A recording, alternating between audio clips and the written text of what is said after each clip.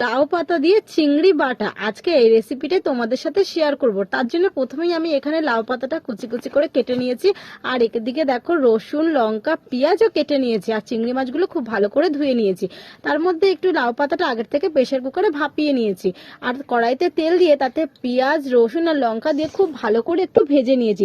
ভাজা হয়ে যাবার পরে এবার কুচো চিংড়ি মাছগুলো তাতে দিয়ে একটুখানি ওতে হলুদ আর লঙ্কা দিয়ে খুব ভালো করে লাল লাল করে ভেজে নিয়েছি। এরপর ভাপানো লাউ পাতা আর ভেজে রাখা চিংড়ি মাছটা দিয়ে খুব ভালো করে একসাথে দুটো পেস্ট করেছি। আমরা এটা মিক্সিতে পেস্ট করেছি, তোমরা চাইলে শিলেও বাটতে পারো, সেটা আরো খেতে খুব দারুণ লাগবে।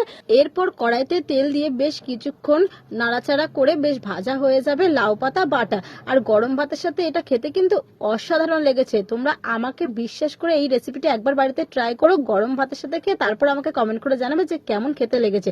আর প্লিজ সবাই আমার চ্যানেলটা সাবস্ক্রাইব করে দিও, যারা ইনস্টাগ্রাম আইডি থেকে দেখছো তারা প্লিজ আমার আইডিটা ফলো করে দিও। টাটা।